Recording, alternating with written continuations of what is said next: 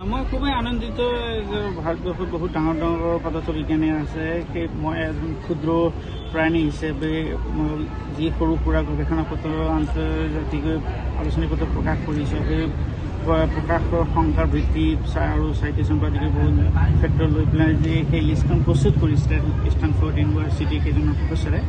চ' সেই লিষ্টত একেবাৰে পঞ্চমবাৰৰ কাৰণে মোৰ নামটো আহিছে। চ' মই খুবেই আনন্দিত। তাৰ কাৰণে মই শিক্ষাগুৰু তথা মই পিতৃ মাতৃ কৃতজ্ঞতা জ্ঞাপন কৰোঁ। বিশেষকৈ কি ক'ব?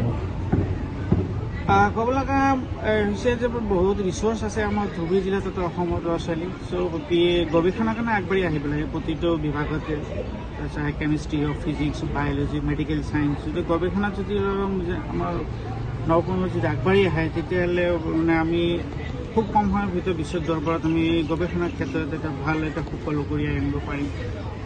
বিশেষকৈ যদি ক'বলৈ যাওঁ, আপোনাৰ যিটো জীৱনত যিটো আপুনি কেনেধৰণৰ কি কৰিছিল বা কি কৰিছিল জানে? মই 2009 মই গুৱাহাটী ইউনিভাৰ্চিটিৰ পৰা MSc পাছ কৰিছিলোঁ।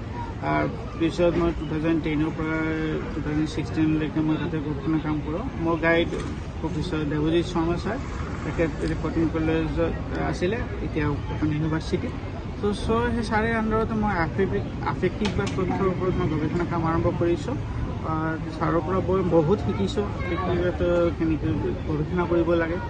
চ' PhD কৰাৰ পিছত সেই ছাৰৰ পৰামৰ্শ প্লাছ লগতে মই শিক্ষাগুৰুৰ পৰামৰ্শ লৈ পেলাই মই নিজাববীয়াকৈ এখন দুখন আলোচনী পত্ৰ প্ৰকাশ কৰিছিলোঁ। তাৰপিছত লাহে লাহে দেখিলোঁ যে 17-18 যদিও মই স্কুলত প্ৰাইভেট স্কুলত কাম কৰিছিলোঁ ধুবুৰীত। চ' সেই গৱেষণাটো মোৰ মানে এটা মানে বেলেগ ধৰণৰ এটা ইণ্টাৰেষ্ট দিয়ে। চ' মই সেই বস্তুটো কণ্টিনিউৱাছ কৰি 2020 দেখিলোঁ যে মই প্ৰথমবাৰে সেই 2% চাইন লিষ্ট যিখন ওলাইছিলে, সেই তাতে মোৰ নামটো আছে। ত' মই ক্ষুদ্ৰ প্ৰাণী হিচাপে মই তেতিয়া আনন্দিত। ত' মই বিশ্বাস কৰা নাছিলোঁ যে সেইটো হয় বুলি। ত' 21, 22, 23 যেতিয়া সেই লিষ্টটো একেবাৰে আহি থাকিল, তেতিয়া মোৰ গৱেষণাত মোৰ মনোনিৱেশ বহুত বাঢ়ি গ'ল। চ' মানে খুবেই আনন্দিত হৈ পেলাই মই কামটো কৰোঁ। সৰু সুৰা এটা প্ৰাণীয়ে সেই তালিকাত নাম অন্তৰ্ভুক্ত হৈছে, সেইটো মোৰ কাৰণে বহুত ডাঙৰ। ইতিমধ্যে নিশ্চয়কৈ ভাল লাগি আছে। হয়, আজি যদিও ভাল লাগিছে। মোৰ মাতৃৰ বেমাৰ, মই গৌৰীপুৰ নাৰ্ছিং হোমত ট্ৰিটমেণ্ট ডক্টৰ ৰিজিবুল আলম আৰু ডক্টৰ মমিনুল ইছলামৰ তত্ত্বাৱধানত আছে। তেখেত দুজনে খুব ভাল আগবঢ়াই আছে। চ' মই আশাবাদী মালিকৰ ওচৰত মই মাতৃ সোনকালে সুস্থ হয়। চ' বৰ্তমানলৈ মই নাৰ্ছিং হোমত হয়তো চাগে আজি মই গধূলি মই ছুটি লৈ পেলাই ঘৰত গুচি যাম। বিশেষকৈ উঠি অহা যুৱ প্ৰজন্মলৈ কেনেধৰণৰ উপদেশ দিব? উঠি অহা যুৱ প্ৰজন্মক কওঁ যে আপোনাৰ মানে কি ইণ্টাৰনেটৰ ছায়েন্স আৰু টেকন'লজিৰ যুগ, মোবাইলটো কম ব্যৱহাৰ কৰি পেলাই কিতাপৰ প্ৰতি মনোনিৱেশ যাতে হয়। কাৰণ কিতাপ নপঢ়াকৈ খালি মোবাইলৰ পৰা প্ৰশ্নৰ উত্তৰ বিচাৰি পেলাই জ্ঞান আহৰণ কৰিব নোৱাৰি। কিতাপ পঢ়িবই লাগিব। চ' কিতাপ পঢ়াৰ পিছত সেই প্ৰস্তুতি চেপ্টাৰ সেই প্ৰতিটো প্ৰশ্নৰ উত্তৰ যেতিয়া আমি গৱেষণাৰ নিচিনাকৈ যেতিয়া আমি পঢ়িম, তেতিয়াহে আমি গৱেষণা কৰিবলৈ পাৰিম।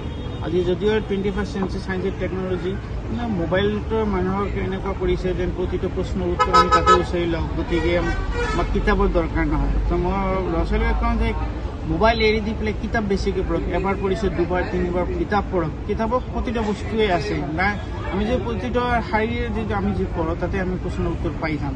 চ' গতিকে মোবাইলৰ ওপৰত ডিপেণ্ডেণ্ট নকৰি আমি কিতাপ পঢ়োঁ, যাতে কিতাপৰ পৰা বহুত আমি নলেজ আহৰণ কৰিব পাৰোঁ আৰু যাতে গৱেষণাত আমি যাতে আগবাঢ়ি আহিব পাৰোঁ। প্ৰতিটো মানে ছায়েন্স ষ্ট্ৰীমৰ হওক, মেডিকেল ছায়েন্স হওক, যদি আমি গৱেষণাত আগবাঢ়ি আহিব পাৰোঁ, তেতিয়া আমি ভৱিষ্যততে আমি অতি সোনকালে বিশ্ব দৰবাৰত আমি ভাৰতবৰ্ষৰ গৱেষণাত আমি বহুত আগবাঢ়ি যাম। সৰ্বশেষত কি ক'ব? সৰ্বশেষত কওঁ যে বেছি জনগোষ্ঠীৰ ল'ৰা ছোৱালীক যদি চৰকাৰে যদি সুযোগ সুবিধা দিয়ে উঠি অহাৰ কাৰণে, তো হয়তো সেই বেছি জনগোষ্ঠীৰ ল'ৰা ছোৱালীক ভৱিষ্যতত দেশৰ নাম কৰি আনিব, অঞ্চলৰ নাম কৰি আনিব পাৰিব। যদি চৰকাৰে যদি সেৱা কৰি থাকে, তেতিয়াহ'লে সেই বেছি জনগোষ্ঠীৰ ল'ৰা ছোৱালী কেতিয়াও আগবাঢ়িব নোৱাৰে আৰু বেছি জনগোষ্ঠীটো নাইকিয়া হৈ যাব এটা সময়ত। ত' গতিকে মই অসমৰ মুখ্যমন্ত্ৰী মাননীয় মই অনুৰোধ জনাওঁ যে বেছি জনগোষ্ঠীৰ ল'ৰা ছোৱালী যদি আহিব বিচাৰে, অলপ ফেচিলিটি দি পেলাই সেই ল'ৰা ছোৱালীবিলাক আগবাঢ়িবলৈ সুযোগ দিয়ক।